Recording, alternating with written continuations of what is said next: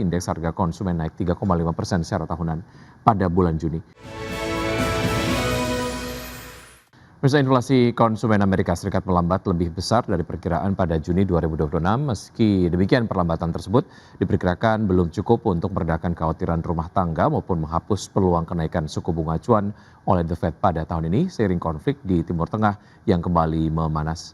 Berdasarkan data Biro Statistik Tenaga Kerja, indeks harga konsumen naik 3,5% secara tahunan pada bulan Juni. Lebih rendah dibandingkan dengan kenaikan 4,2% pada bulan Mei.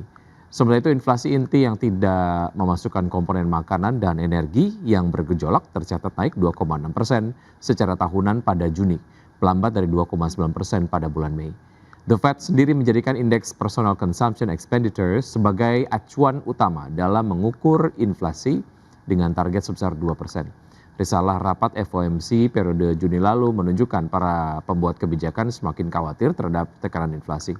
Meski The Fed pada Juni lalu mempertahankan suku bunga acuan di kisaran 3,5 hingga 3,75%, namun proyeksi terbaru Bank Sentral menunjukkan semakin banyak pejabat yang mendukung kemungkinan kenaikan suku bunga pada tahun 2026.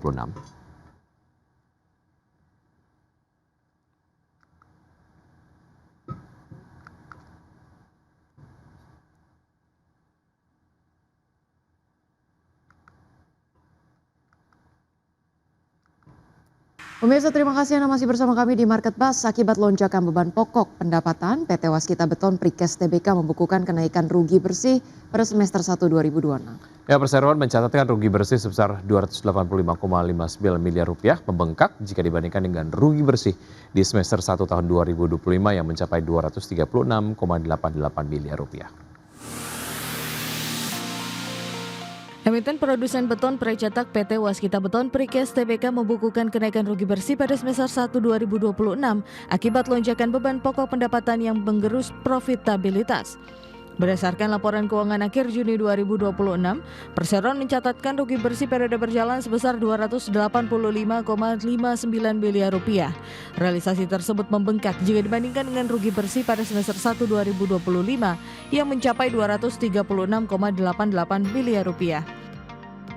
Padahal dari sisi top line, perseroan sejatinya mengantongi kenaikan pendapatan usaha sebesar 10,29% secara tahunan menjadi Rp808,06 miliar dibandingkan realisasi tahun sebelumnya sebesar Rp732,65 miliar. Meski pendapatan meningkat, kinerja itu tertekan oleh beban pokok pendapatan yang membengkak lebih tinggi, yakni melesat 19,44% year on year menjadi Rp717,99 miliar. Imbasnya laba kotor turun sebesar 31,51% year on year menjadi 90,07 miliar rupiah dari sebelumnya di posisi 131,5 miliar rupiah pada semester 1 2025.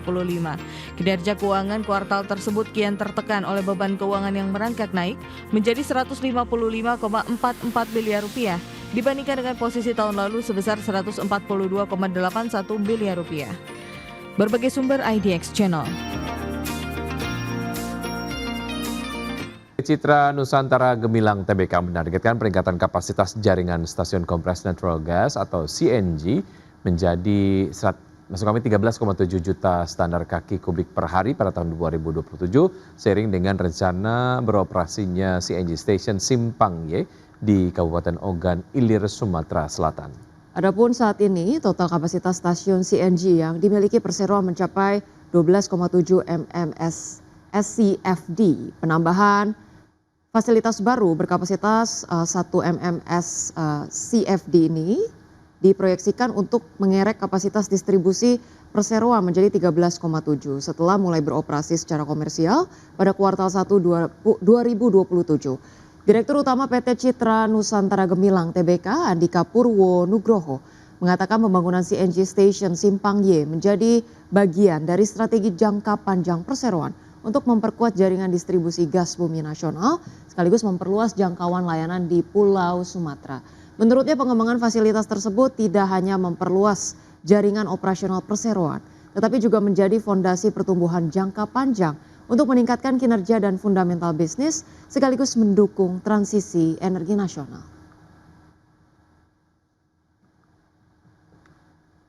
Pemirsa, prospek kinerja PT Astra International Tbk diperkirakan masih positif hingga akhir 2026. Ya, meski menghadapi persaingan kendaraan listrik dan pelemahan bisnis komoditas, dominasi pangsa pasar serta pemulihan industri otomotif dinilai menjadi penopang pertumbuhan perseroan.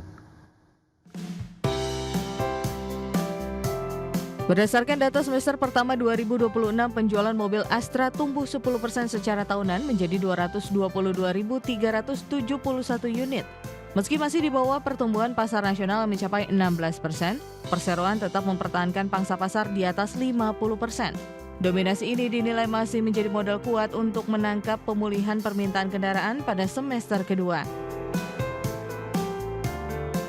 Analis Infovesta Capital Advisory Eki Topan menilai besarnya pangsa pasar Astra juga memberikan dampak positif bagi bisnis pembiayaan, asuransi, komponen, dan layanan purna jual.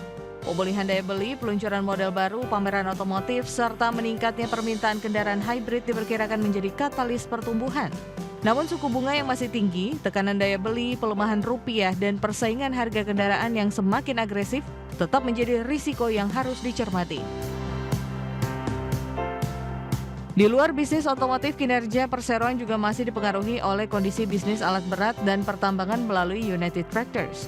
Secara keseluruhan, prospek perseroan hingga akhir tahun masih berada dalam tren positif, meski pertumbuhan laba diperkirakan lebih moderat. Dari sisi investasi, Eki Topan merekomendasikan strategi buy atau buy on weakness dengan level Rp5.000 sebagai area resisten terdekat dan target penguatan berikutnya di kisaran Rp5.400 hingga Rp5.600 per saham. Bursa Efek Indonesia menambahkan satu kriteria dalam penilaian saham high shareholding concentration. Adapun kriteria terbaru tersebut adalah price impact ratio atau seluruh saham dengan kapitalisasi pasar di atas 10 triliun rupiah.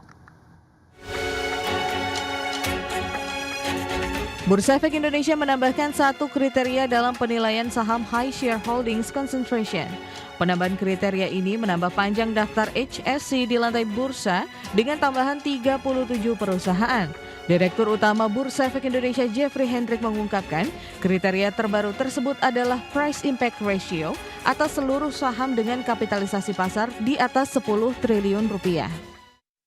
Untuk saham-saham dengan price impact ratio yang tinggi, tentu akan dilakukan screening terhadap potensi adanya high shareholding concentration. Tetapi tadi juga kami sampaikan bahwa di luar kriteria tersebut juga ada trigger factors dari fungsi pengawasan yang juga dilakukan atas seluruh saham yang ada yang masuk dalam kriteria pengawasan. Sehingga total dihasilkan 37 saham yang memiliki indikasi high shareholding concentration. Jeffrey menjelaskan price impact ratio merupakan metodologi dengan memperhitungkan perubahan harga saham terhadap velocity yang dihitung dari rata-rata volume transaksi terhadap jumlah saham beredar atau free float. Artinya, saham-saham yang memiliki aktivitas volume transaksi rendah akan menghasilkan velocity yang rendah.